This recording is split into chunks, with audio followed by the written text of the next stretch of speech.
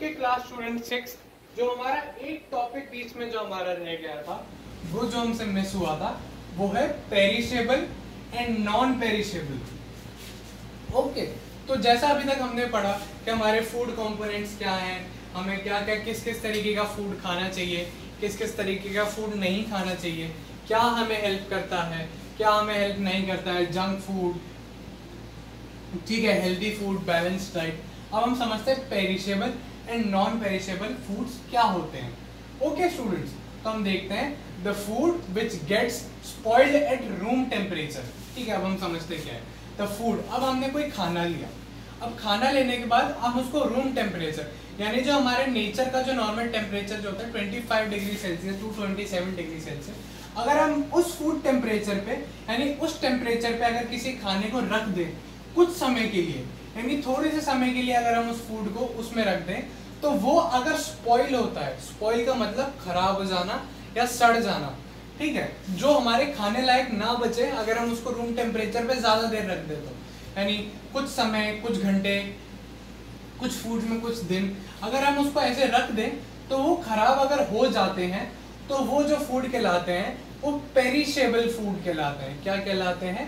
Perishable food. The food which gets spoiled, spoil यानी खराब हो जाना, एट रूम टेम्परेचर, यानी जो हमारे नॉर्मल तापमान होता है, यानी जो हमारे हम बाहर जो बिना रेफ्रिजरेटर या बिना किसी हीटर में अगर नॉर्मल टेम्परेचर जो नेचर का है उसमें रखते हैं और अगर वो खराब हो जाए, is called perishable food. Perishable food के अब हम एग्जांपल देखते हैं। एग्जांपल क्या क्या है? Meat, milk etcetera. अब एक्सेट्रा में आप कुछ भी देख सकते हैं, जो चीजें हम फ्रिज में रखते हैं जितनी भी सारी हैं, जैसे मीट, फिश, मिल्क, ओके, ये जितने भी चीजें हैं जो फ्रिज में हम ना रखें तो खराब हो जाती हैं। तो वो जैसे हम कोई सब्जी बनाते हैं उसको हम बाहर रख दें तो खराब हो जाती है। तो ये सब पेरिशेबल फूड कहलाते हैं। ओके, अब नॉन पेरिशेबल फूड्स क्या क्या होते हैं? अब हम जैसे हम एक बार अगर नोटिस करें तो ऐसा होता है कि अगर किसी डेफिनेशन में पेरिशेबल लिखा है और उसके बाद नॉन पेरिशेबल लिखा है, तो मोस्ट ऑफ द केसेस में क्या होता है, बस वो डेफिनेशन का उल्टा होता है। जस्ट उस डेफिनेशन का अगर हम अपोजिट बना दें तो उस नए टर्म की डेफिनेशन बन जाती है। यानी अगर हमें याद करना है तो अगर सिर्फ हम पेरिशेबल एक याद कर लेते हैं तो जो दूसरा होगा वो उसका उल्टा होगा। यानी अगर ये पेरिशेबल है, नॉन पेरिशेबल है, तो अगर हम इसको देखें, the food which do not gate spoiled is called, अगर कोई जो फूड है वो नॉर्मल रूम टेम्परेचर पे खराब नहीं हो रहा है तो वो नॉन पेरिशेबल हो गया। बस ये टर्म में हमें डिफरेंस समझना होता है कि अगर एक टर्म पेरिशेबल है और नॉन पेरिशेबल है दूसरी टर्म, तो दूसरी टर्म जस्ट उसके अपोजिट होती है मोस्ट ऑफ द केसेस में। तो ये फूड क्या कहना चाहता है? Food which do not gate spoiled is called non perishable food. यानी जो फूड नॉर्मल रूम टेम्परेचर पे हम उसको कितना भी रख लें, हम कितने भी टाइम तक उसको रहने दें, अगर वो खराब नहीं होता है, यानी वो स्पॉइल नहीं होता है, यानी वो हमेशा खाने लायक बना रहता है, तो वो क्या कहलाता है? वो चीज कहलाती है नॉन पेरिशेबल फूड। अब एग्जांपल आप लोग अगर खुद सोचें तो आप दिमाग लगाइए कि अगर हमारे घर जो जो हमारे चीजें जो फ्रिज में हम नहीं रखते वो क्या क्या होती है। जैसे दाल हो गई, चावल हो गए, वीट हो गया, जैगरी, जैगरी क्या होता है? गुड़, गुड़ हो गई, शुगर हो गई। अब इनको फ्रिज में नहीं रखते, उसके बावजूद ये बहुत लंबे समय तक एकदम सही रहते हैं, इनमें कुछ प्रॉब्लम नहीं आती है।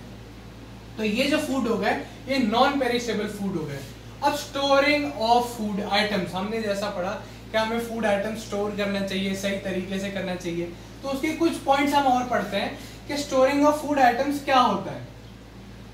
अब food item should be checked properly, no insect और वर्म शुड बी देयर। अब क्या होता है, जब भी जैसे हम चावल लेके आते हैं, कुछ लेके आते हैं, उसमें छोटी छोटी ईलियां मान लो होती है, तो हम उसको पहले साफ करते हैं।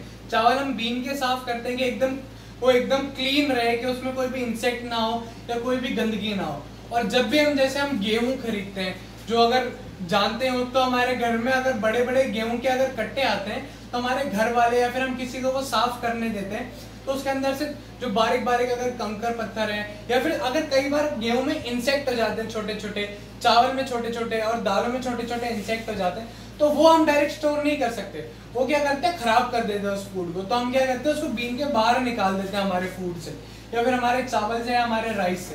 तो हम उसको बाहर निकालना पड़ता है, तब जाके हम स्टोरेज कर सकते हैं। अगर हम ऐसे स्टोरेज ना करेंगे तो फूड खराब हो जाएगा, फूड के अंदर कीड़े पड़ जाएंगे, फूड जो अंदर से होगा वो एकदम स्पॉइल हो जाएगा।